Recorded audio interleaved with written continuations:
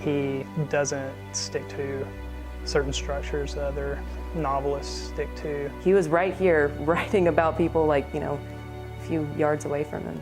He doesn't play by the rules as far as like American literature goes. When you come to Oxford and you step out, you really do feel like you're in some of his writing. He would take a lot of his own ideas about how he thinks that literature should be written and wrote it that way, which was totally different than anybody else that had ever written a novel in American history.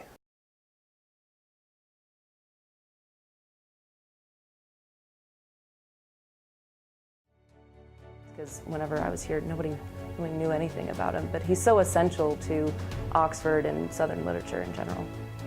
I grew up, 30 minutes from where Faulkner was born and an hour away from where he spent most of his life, here in Oxford. So I had a good understanding of who he was before I ever even got to college. He grew up in a wealthy family, a family that had a lot of prestige in this area. His grandfather was a novelist. He had these grandiose ideas of what it meant to be a Southerner.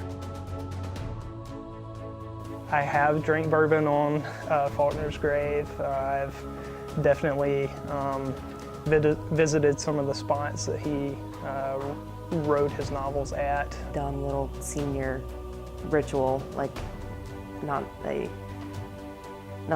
like one written in stone or anything. Like you shoot whiskey and say something on his grave. But that's just like the only thing that people typically know about him, is that he wrote books and he drank.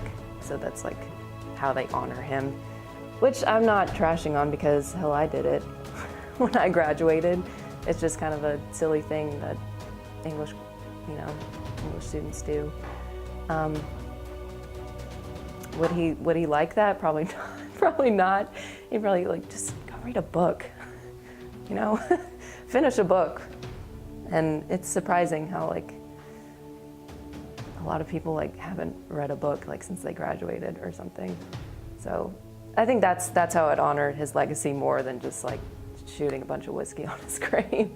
It's just finish a book. You can find a lot in Faulkner. I don't know that there's any one truth that he's writing about, but I think reading his take on Mississippi and the South and the nation, I think, can help just give other perspectives to, for people to consider, at least. I think that reading Faulkner made me better understand concepts of wealth, privilege, and race relations that I really didn't know before I ever read him.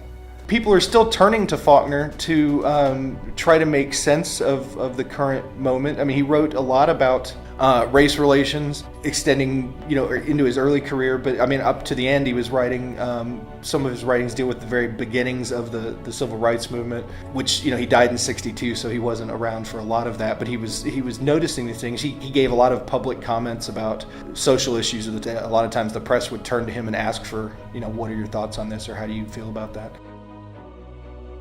His writing is still influential on this community because it still tells our story, even today, years, decades after most of these novels and short stories have been published. They still speak to us about who we were and how much further we need to go as a society and as a community.